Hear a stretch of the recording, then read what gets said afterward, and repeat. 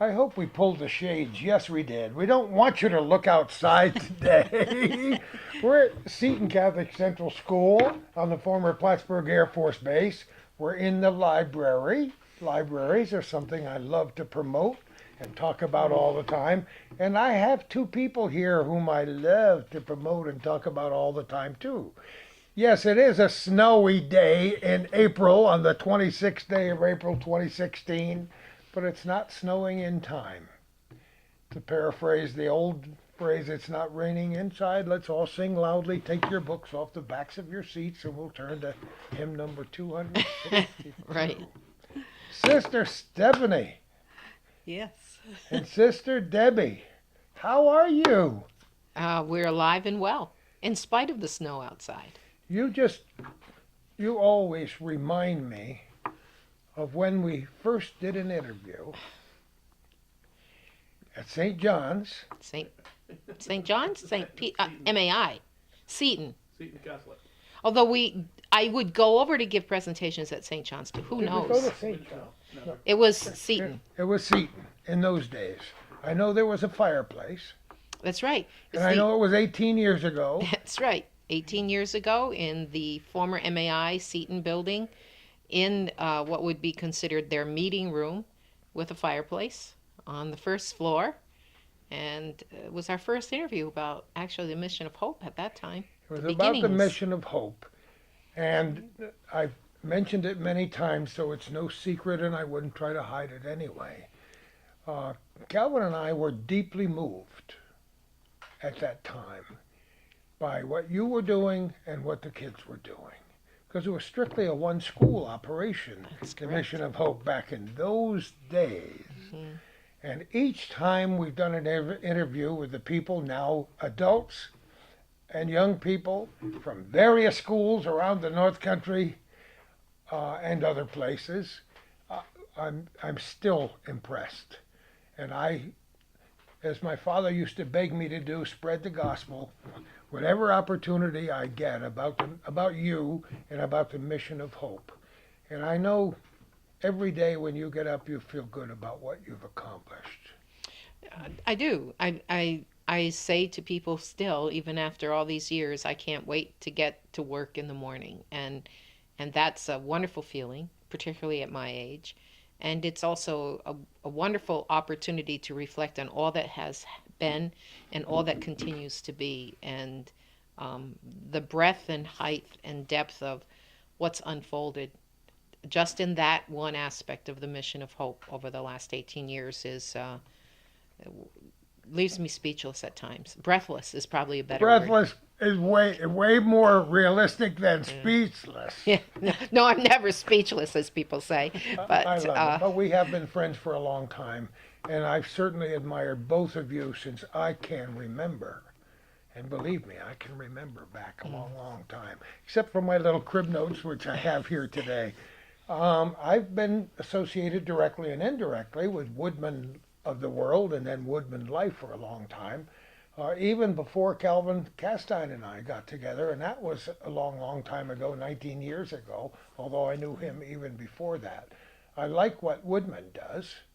I love what you do, and that's why we're here.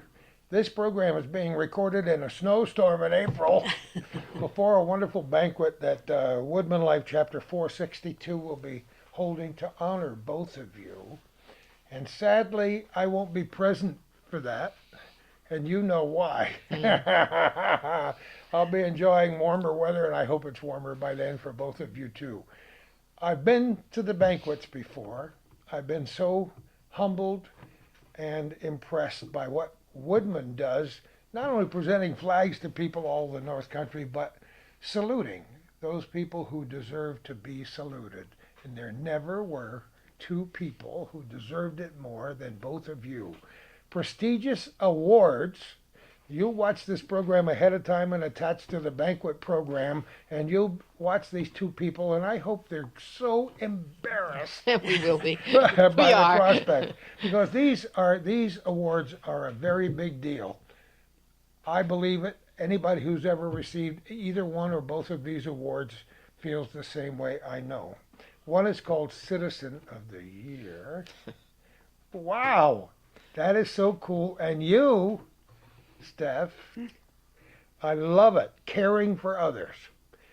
You know, unfortunately or fortunately, depending on your perspective, we covered a lot of this before we ever hit the on button on the camera today because this is what you both are all about. Think about it, right? Caring for others. That's why you do what you do. That's why you're sisters. Hmm. And our roots are here in the North Country, always have been. I mean, I was taught by Sister Stephanie when I was an eighth grader living in She was Ellenburg, only 4, I know. Young, yeah. again as a sophomore.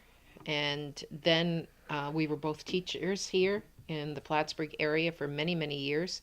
And then I became her principal, and she became my superior. I mean, It's only right. it's a long history. We used to have these little funny conversations. Is this a school issue or is this primarily a home issue? The last word, if it's a school issue, was mine. The last word, if it was a home issue, was Steph's. Seriously, it pleases me to see Stephanie being honored because I was saying off camera just a few minutes ago that her whole life has been caring for others and giving for others. From the time that she babysat as a child, babysat local children. But her first assignment when she came back here to Plattsburgh after having been in Fall River, Massachusetts as part of our introductory process for becoming sisters, well, she was assigned to one of the very poorest communities in our area. And fast forward, how many years? 40, 45 years later, after multiple years of teaching both on the religious education circuit throughout the entire North Country, the Northern Tier, Chateaugay, Allenburg, Morris Forks, Shazy, West Shazy, Altona, all of those areas, and obviously a breadth of children over those years. She was also in between various times teaching at St. Peter's School in Plattsburgh. When she retired from teaching, she became a home health aide.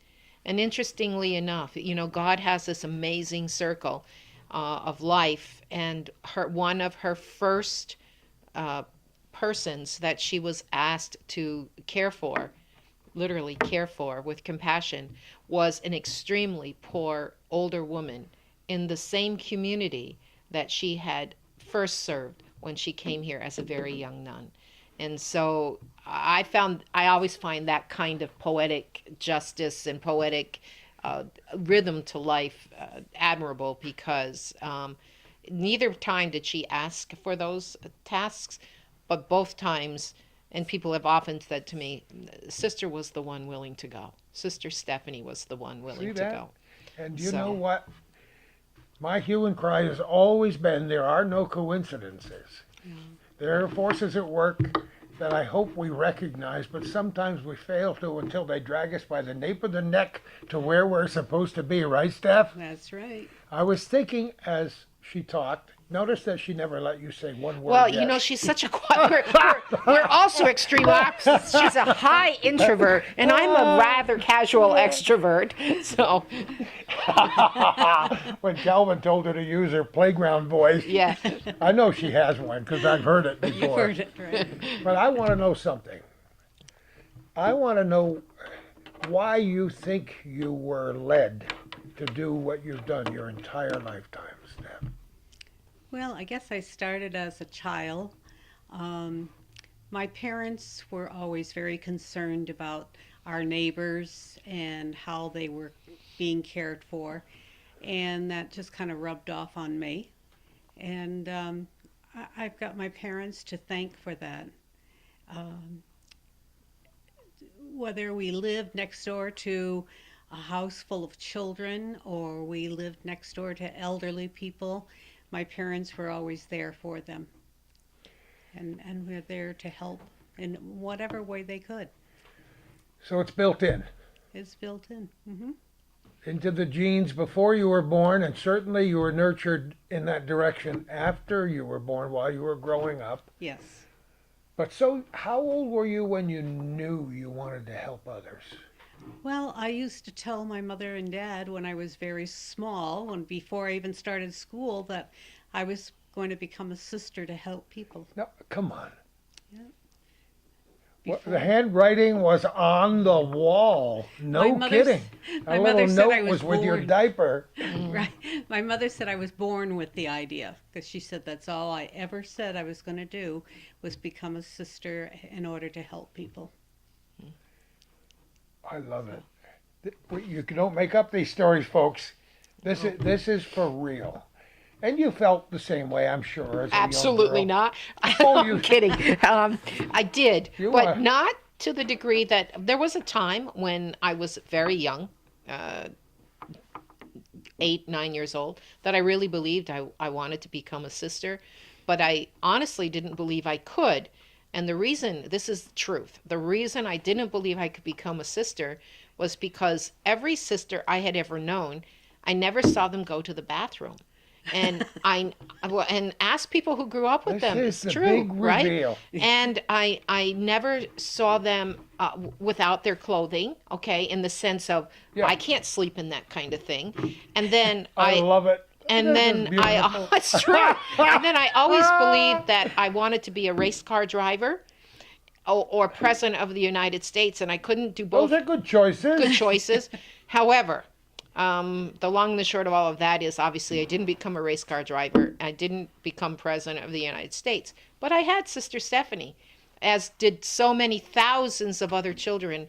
At the time that she did the Northern Tier teaching of religion, I mean, she taught our bishop.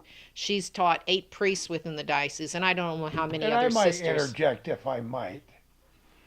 He is the neatest bishop I've ever met in my life. Yes. And when I saw him embracing our dear beloved Pope, Mm. I wanted to write a caption. And it might have been considered a little bit urbane, but I wanted the caption to be, "Can we trade hats for a minute?" Well, But those he of is us. a wonderful guy, and we have to Yes. say that, Calvin and I have known him since he was a young child, and we Absolutely. couldn't wait to drive to Ogdensburg to lock him in his new office and interview him and Yeah. pick his brain for a couple hours when he first took that position. We loved him then, and we love him and worship him now. And I think that's very true for those of us who had Sister Stephanie. She was she was the teacher everybody wanted. Everybody wanted to be in her religion class. And on top of all of that, I think over the years, what I've learned is she actually embodies, in my opinion, something that Mother Teresa has said. There are no great deeds. There are only small deeds done with great love. And throughout my life, probably because she's an introvert and I'm an extrovert, and probably because of some of my positions of administration and co-founder of the mission and the director of the mission, I tend to be the one that answers the phone or gets meets people at the door kind of thing. But Sister Stephanie has really been the foundation of a lifetime of caring for people, both in my life and also in the lives of hundreds of others. So if I'm anything today, she would be one of the individuals that I'm saying this on camera. She would be one of the individuals that, in all seriousness, I owe a debt of gratitude to. As we all do. Yeah. I would love to have had her for a teacher. I embrace the memory of all of my teachers, and I spend a lot of time on camera and off camera in my various other enterprises promoting teachers because they are very special. It's one thing to care, it's one thing to be nurtured and to nurture others and to know that that's your role in life fairly early. Hmm. I mean, Mary Andretti would be proud that you wanted to be a race car driver, but it's another thing to want to dedicate your life to being a religious and to being a teacher. And how could there be anything much more rewarding than to have an effect on another person's life, one person, or as she said, thousands? Because I know from talking to both of you and knowing you both for a long time that those little kids, Some were little angels and some were little Gordies. And there is a big difference. But in retrospect, they appreciate those people who sat them in a chair one time and said, you know, you've got a secret ingredient. It may not be obvious to me or your parents or the principal or anybody else in this school, but if you stick with me, I'll stick with you. And it works, and they come back as adults and say, thank you, thank you, thank you, right? That Both of happens. you? It happens. Yeah, and even Sister Stephanie is very much loved by my family and very much loved within the Mission of Hope as well. But one of my favorite stories that I like to share, because I think it embodies her outlook on children. Sister Stephanie always taught the youngest, although she had us in the northern tier in high school for religion classes and all that. But when she became a classroom teacher, she had the little ones, first grade, kindergarten, and preschool. Well, there's two favorite stories that I have that kind of embody who she is from both ends of the spectrum. One of which was when I was principal of St. Peter's School at that time, a family came to me and wanted us to accept their kindergarten boy. And the sad truth was he had already been tossed out of 3 kindergartens locally. And so, I mean, to be tossed out of kindergarten 3 times was, needless to say, indicative of issues and whatever those issues were. But I went home that night and I was having this conversation with Sister Stephanie, and all she said to me was, give me a chance. I'll take him. Give me a chance. Isn't that And wonderful? to this day, that family, who I don't believe any longer lives in our area, but they credit the success of their son, which was 30 years ago. He's a good functioning adult, etc., to Sister Stephanie. So there's that example of the nurturing and caring for. I mean, she always said to me as a principal, it's easy to care on one level for those who are the perfect child and extremely intelligent, etc., etc. But to care for the child with challenges is another piece to the puzzle. Well, so there's that story. And then when I moved up into campus ministry and teaching scripture and theology at Seton High School, and she moved over to the preschool, we had one vehicle, of course, and I would pick her up when I was coming home from work at night. And one of her preschoolers said to her one day, "Sister, hurry up." And she's telling me this story. She's laughing as I'm picking her. She's getting into the car. And she said, "Why?" And they said, "Because your mother's here to pick you up." And I'm thinking, oh my God, this is the image of what. Now you got an image in my brain, Right. which won't go away. So the whole thing was that mothers care for children. Your mother is here to pick you up, even though there had to be some evidence that she was older than me. But in the eyes of the child, she was being cared for. I love it. And then when the Mission of Hope began, and there, in all seriousness, you've heard this story before. There was this moment when I was going to do all the planning, but I wasn't going to go because I was afraid of flying. I was afraid of spiders and snakes. I remember all Okay. those early days. So I went home and said, I'm going to do this, this, and this, but I'm not going to go. I'll get it all ready, but I'm not going to go. And she looked at me and she said, "You may live to regret that." That's all she said. "You may live to regret that. And when your students come back and have something to share, will you be able to connect?" Well, of course, there's another whole story to all of that. But so that was a piece of the underpinning of being behind the scenes, but encouraging someone to go out of their comfort zone, so to speak. And then when the mission started, the single person who had an extreme commitment and advocated for the disabled orphans in Nicaragua, and we have served Pajarita Azul, the disabled orphanage, for 18 years, is precisely because of Sister Stephanie. She's talked about all of the disabilities and all of the challenges that a normal disabled kid has. Normal disabled. I'm using phrases that we all know. I mean, in the most loving way. But imagine being poor, imagine being abandoned, and imagine being in a country where it's 65% unemployment and you don't know if you're going to be fed today. And if you're a disabled child, you're chucked into the alleys of the huge city at night and you're abused and trafficked and all kinds of things. She was the heart of that. She was the advocate of that. And then she was brought full circle when she stopped teaching and began to care for a very poor, disabled, elderly person in one of our poorest local communities. So there are a lot of people out there who might think, well, Sister Debbie and Sister Stephanie only help the people of Nicaragua, but I'm here to tell you that that's not true. I know And better. yes, and people who know us know that's not true, because in my mind, it's not an either or. It's a both and.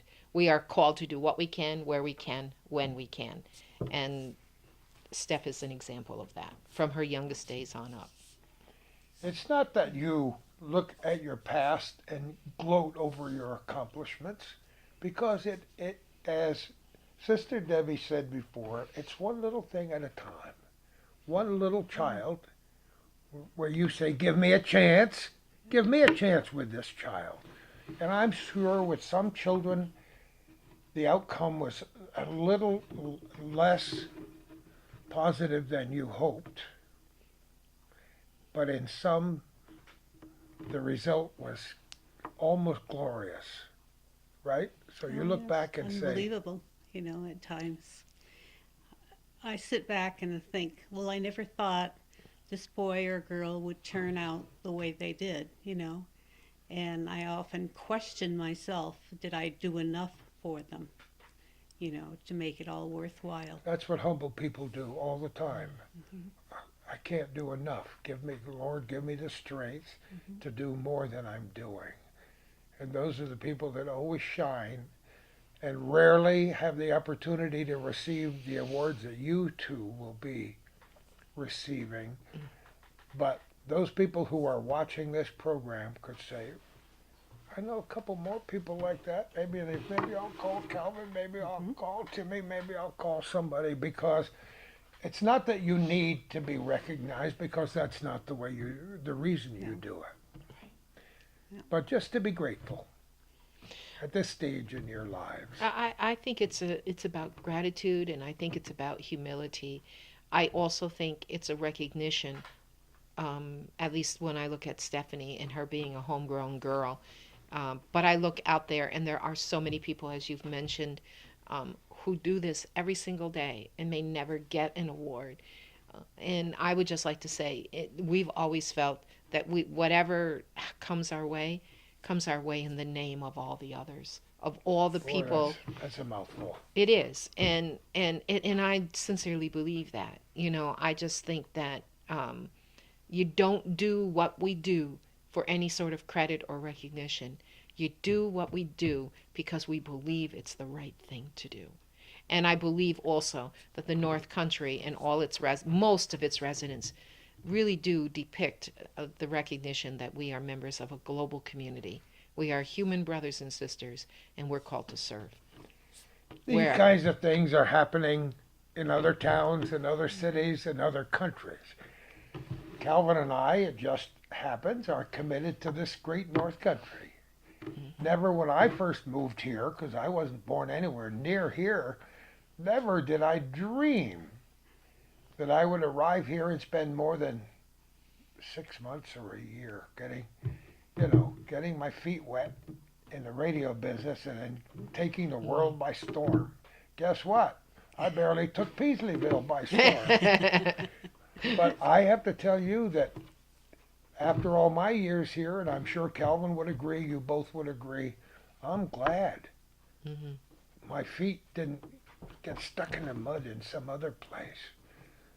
But what you do, you couldn't contain to this area, and that's why it expanded to Nicaragua. And you've said so many things that strike me very deeply here today, because you're two very, very special people. I want to know more about how satisfying your life has been, Steph. Most satisfying. I could not have planned all the things that have happened to me, or even thought they were possible. But going through it, I can see where one thing built on another. And this was where I was supposed to be. My mother was originally from Moores Forks, and my father was originally from Winooski, Vermont.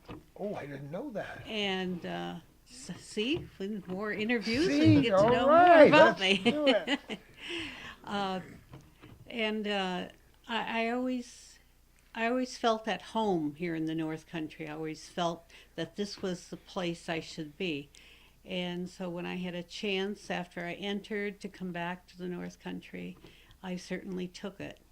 And it means a great deal to have worked here. And it's, talking about Nicaragua, I've had former students that were married and in the medical profession go on mission with us. And that was very rewarding also. Um, so, you can't plan everything, that's for sure. But even though we try to do that. And that's because there is a master plan. Yes, that's right. Is there not? That's Oh, for sure. Without a I'm doubt. totally incapable of planning more than 20 minutes in advance. That's why I have so many strange things written on my little day planner in my calendar so I know where I'm supposed to be at 2 o'clock or 9 o'clock or 11 o'clock. But I'm not one of those people who enjoys planning. Calvin knows, and you probably know that my favorite word is serendipity. Yeah. I love those meetings that happen by chance.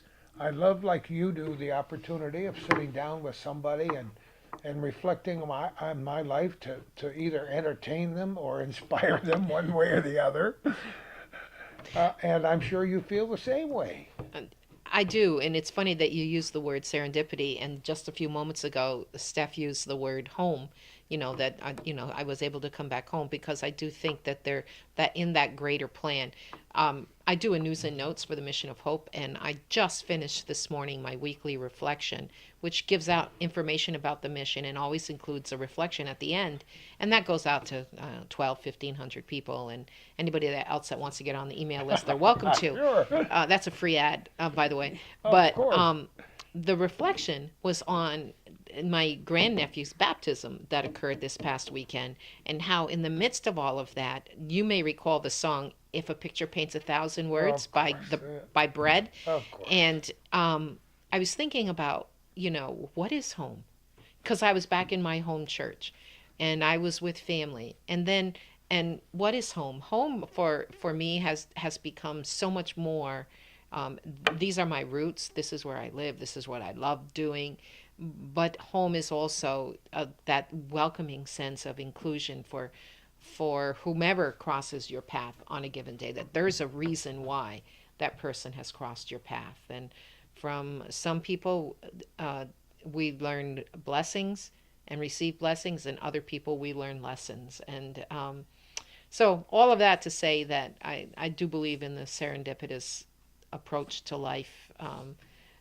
I tend to be someone that loves to do things on the spur of the moment. Even though I'm a great planner, I also love to do things on the spur of the moment. Steph is more like, she wants everything planned. And sometimes the things that are not planned are the ones that give us the greatest joy. I mean, Isn't that the truth? That's true. I can remember so many stories that you've told me and that the young people and others who've gone to Nicaragua have told me about the things that just happened at that moment, which have affected them deeply and affected me deeply in the listening to it. And that's true. and that's so true. And it's like you cast the stone and there's a ripple effect, so to speak. And on this last mission in February, which by the way was our 63rd mission trip. That's And- impossible. Think about that, folks. And we're in the middle of our I can 65th. remember when there were 2. And Yeah. then there was 1, and then there were 12. It's 63. Yeah, and by the end of summer it'll be 65. But we started with one high school, and now we've had participation from high schools from multiple states. Over 30 different high schools and colleges have sent 30 high schools. And then in addition to that, all the college kids that come back and get involved. And so that ripple effect continues. And that bodes well not only for the North Country, but for the world community. Because, for example, in February, which was our 63rd mission trip, we had a youngster that was on the very first mission trip. No. And, yes. And she's now an adult. And she was very free in sharing with the new missioners that her career choice was because of the Mission of Hope. And that happens frequently for many of us. What Anybody we who's hear. watched this program every time we've interviewed the people, knows that is the truest thing you could possibly. Do you know how many times I have repeated the story about the young man, and you'd remember his name, but I do not.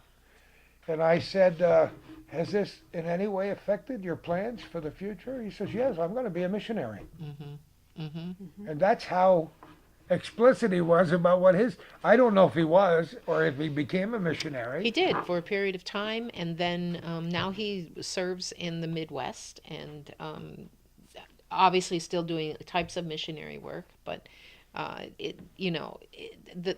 breadth of what one's life touches all begins with the human heart. And that circle you mentioned expands, like the ripples expand when you throw that stone in the water, Right. Yeah. to use that analogy. Yeah. And but it's still a circle. And sometimes it's not complete until we say goodbye. Right. So, Steph, I want to know what your personal feelings were the first time you landed in Nicaragua.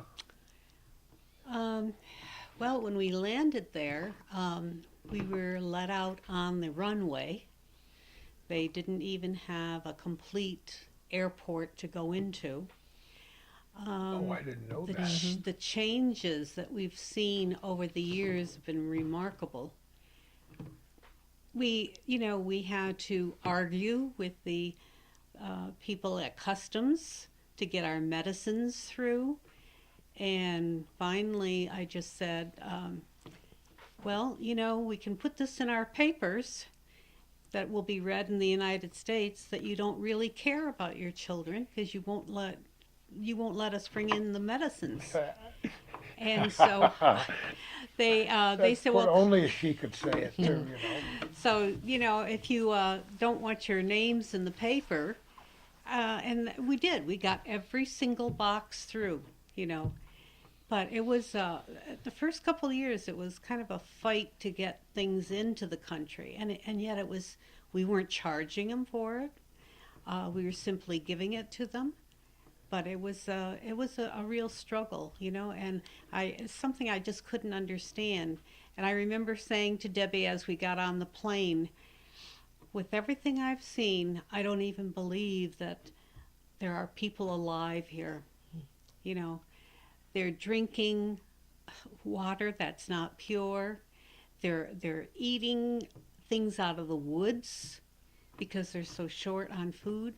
I just don't even believe that people are alive. And after that, each time I'd go back, I'd start about 2 weeks from the time we were going to go, dreaming at night that we were bringing things into the families and how happy they were and how they were able to keep their children alive. So we got involved with the families. We really believe that the relationships is what made our group different. There were groups going down that would charge for food, charge for meals, and we didn't. So ours was totally a giving. Not to mention the free toothbrushes and. Oh, yes. And even, I don't know if you remember this, but even through I know we all are, those of us in this room are old enough to remember the ice storm. But what some people may not remember is how one of our key supporters in that very first mission, immediately after the ice storm, was the Salvation Army. The local Salvation Army had, along with hundreds of other people, but you may recall that they had care packages that they had given out. Oh, yes. Sometimes batteries, sometimes toothbrushes, those kinds of toothpaste, etc. And when they heard what we were doing, they called us and asked if we could use some of their leftover supplies. And that's kind of how I see the role of the mission in the North Country. We are that conduit. We are that agent that empowers all other local people on some level to be able to contribute to something that they hadn't thought about before, or they weren't able to do it alone, but together we can do it.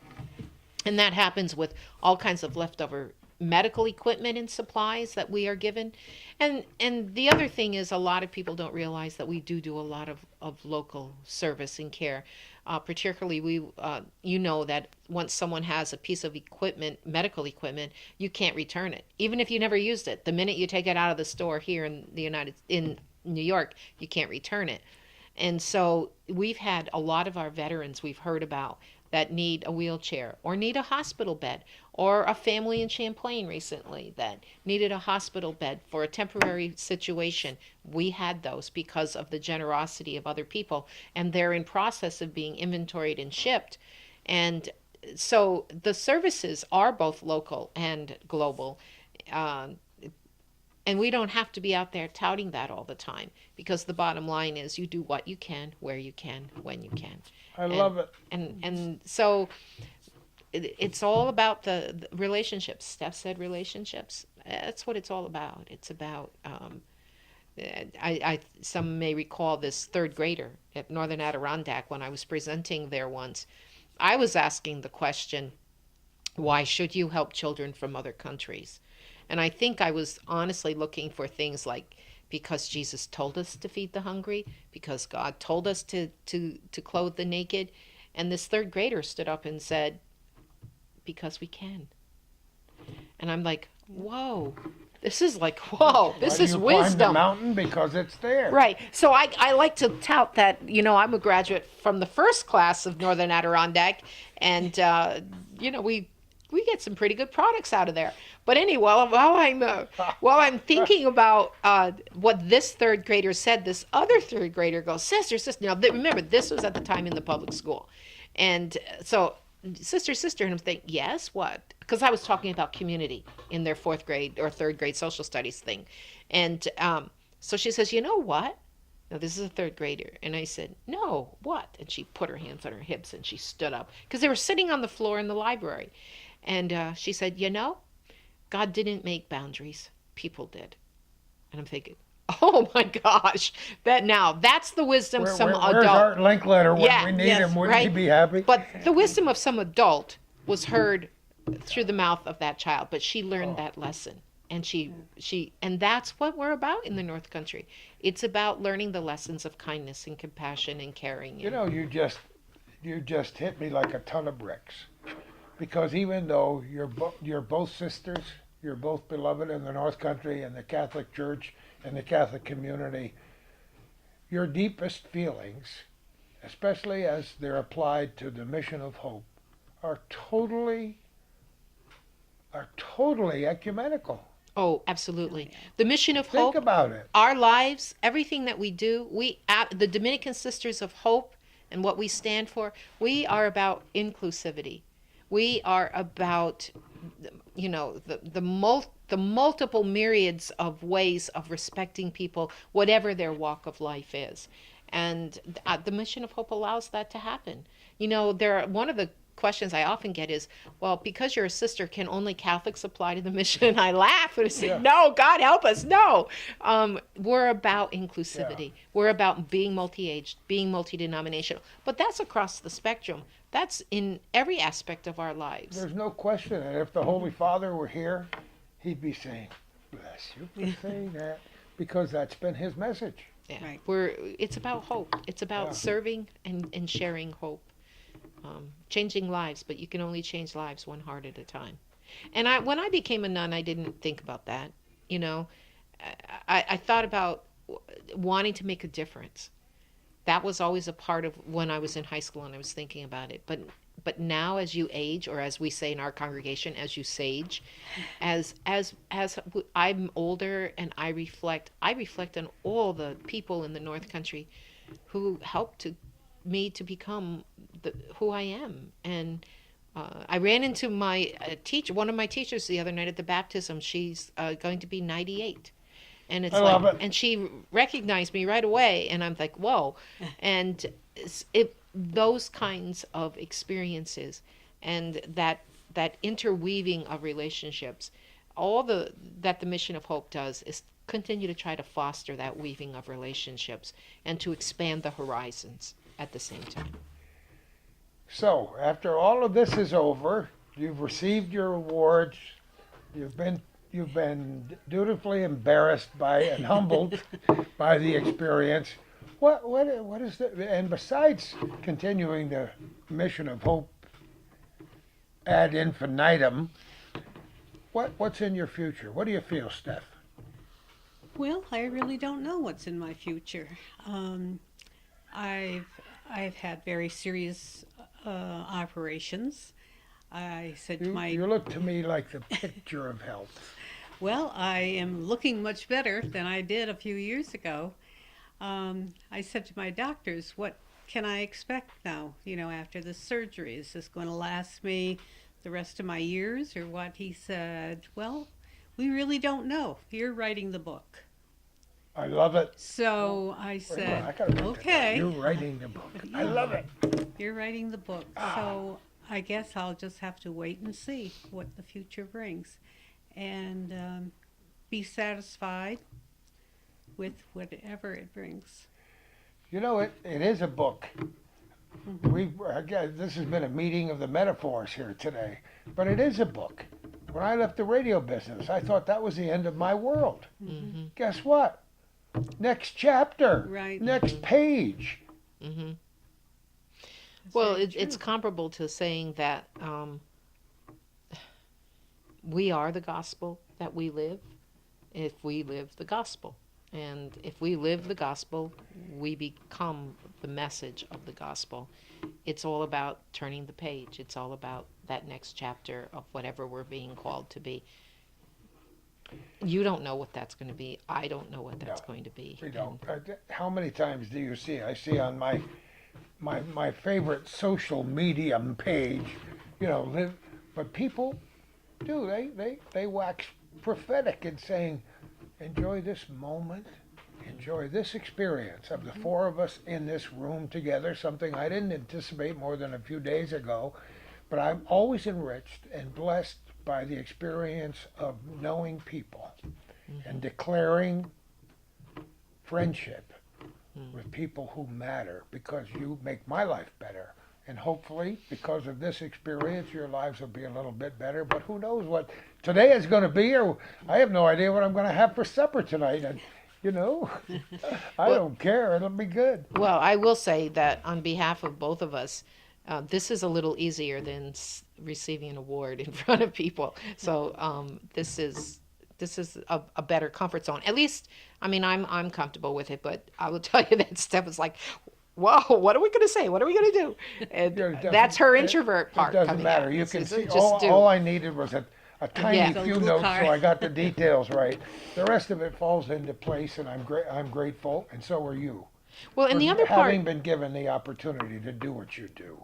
yeah, the other part is it's always extremely humbling to receive some sort of recognition in front of what you would call your own, Your in peers. front your Your peers. peers, your north, the people that we call family and friends in the North Country. You reflected my own personal feelings. Yeah, it's always a much more difficult. I like to say to people, I can go travel around many different states in our country, even to Canada, and I've given presentations to 1,000 or more people.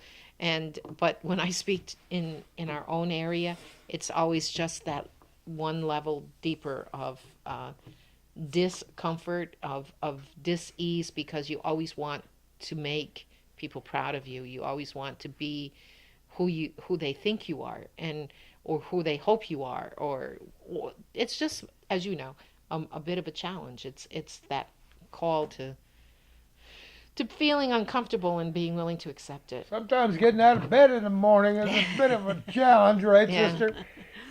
But you Yeah. know, the mission of hope is one little tiny place in a world of little tiny places that need that kind of help. And I want people to know before we end up this segment of the program that it always hasn't been love and light. That you're getting ready for each trip Mm. and reflecting your frustrations with me about and Steph, you've mentioned it several times today. You wonder, why don't these people care? What is going on here? And I answer questions of people almost daily, but at least weekly, about why would they go to Nicaragua? Why don't they go? And they name several other places. And you've answered that question before. I have, but just to recap, partially because of the fact that, in the mid 80s, there was a family that was accepted here in the North Country who were refugees from the Civil War in Nicaragua, who settled, who had roots here, and then fast forward 12 or 13 years, and their village is being destroyed by a horrific hurricane, uh, much more massive than maybe, like, for example, Hurricane Sandy or Hurricane Yeah. Katrina, et cetera, et cetera. And so, you reflect on, I don't think it's a plan. I mean, I never in my life planned to be doing Mission of Hope for 18, 20 years. But I absolutely believe that if we truly are human people open to whoever we believe our creator to be, in my case, being open to the call of God and to the gospel of Jesus, then if you feel that you have a gift or a sharing, you can do. But again, it's not either or.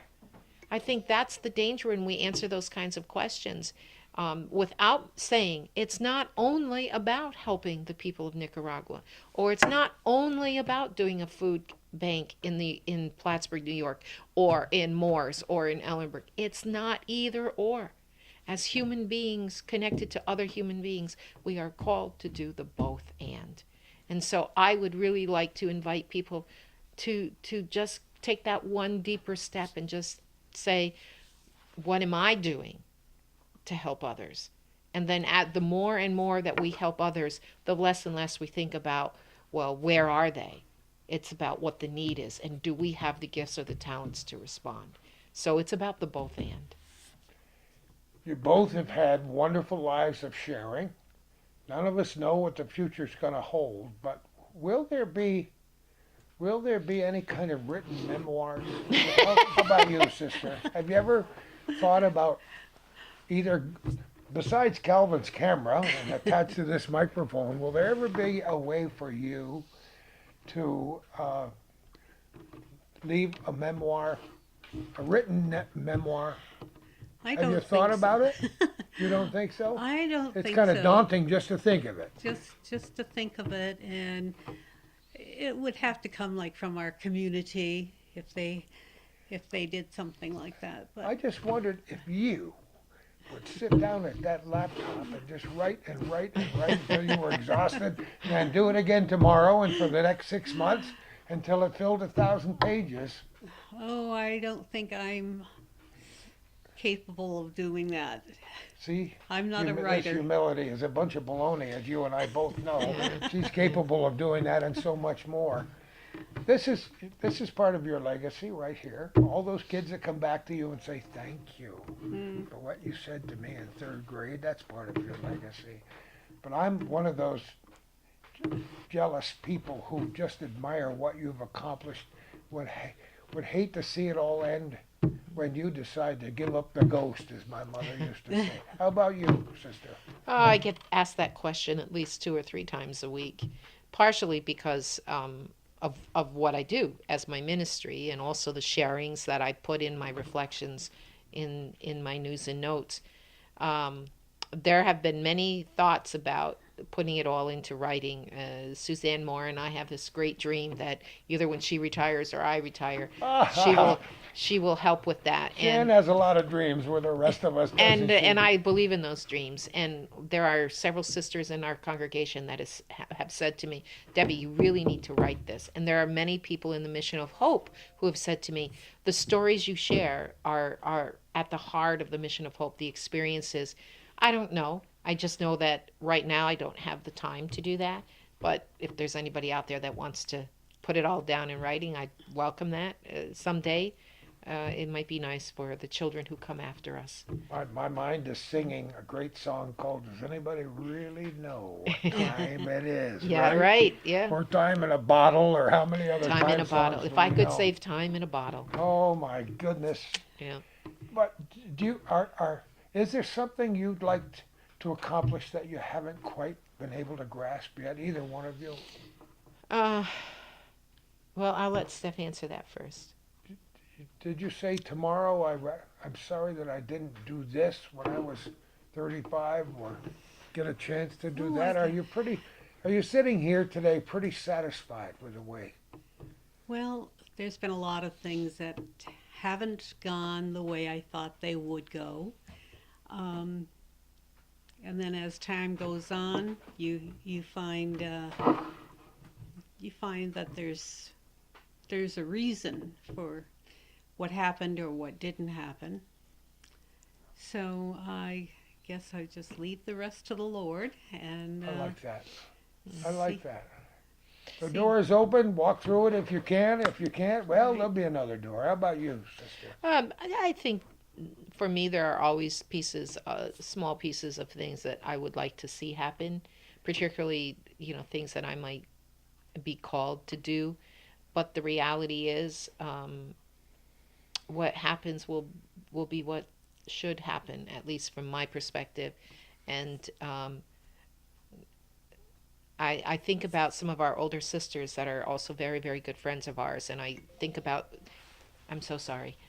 My phone keeps going off. That's perfectly all right. I forgot to shut it I off. don't hear well enough to hear it anyway, so it wouldn't matter. But I know for example, from living with Steph, the frustrations when she could no longer continue because of the serious surgeries and the straight leg rod and doing full-time ministry. And I know some of our other really good friends who are struggling with aging and illness. And I think about it's all, I had a great person when I was on sabbatical talk about awareness. And it's all about awareness and growing through that awareness to a point where there's an acceptance. And that's not a quick fix. And if you pretend it is, then you don't have any sense of awareness. And I look at those of my generation as we look at our aging parents or the grandparents who are no longer with us, or a baby that's being born into the world. And you say, oh, I wish I could. Don't we love the babies? We do. Don't we love do. the new babies? And there's such a sign of hope and Yes. such a sign of Thank that. goodness, because a lot of people are shutting that door and say there's no hope. I Oh. see negative people all the time, and I think it's part of my mission and your mission and our mission to sweep that away and say yes, Absolutely. Yeah. As there is hope. we are Dominican Sisters of Hope. That is the love official title of our congregation. And if no matter what ministry or task we are about, it is about sharing hope. It's about sharing hope with those most in need of hope. And again, so when people ask, well, why here or why there or why this or why that, it's about sharing hope. It's about doing what you can, where you can, when you can. I love both of you, who you are and what you do, your past, the present, and the future. And I'm sorry I'm going to miss helping to hand over those wonderful awards to both of you. But Sister Debbie, Citizen of the Year, of course you are. Sister Steph, caring for others, of course you do. And may it always be so. Thank you for spending Thank a little you. time with us. Well, Thank you very much. Yeah. And bless you over and over and over again. And we share And thanks those to blessings. Calvin for hitting that off and on button, because he's the best. And thank you all for watching our little corner.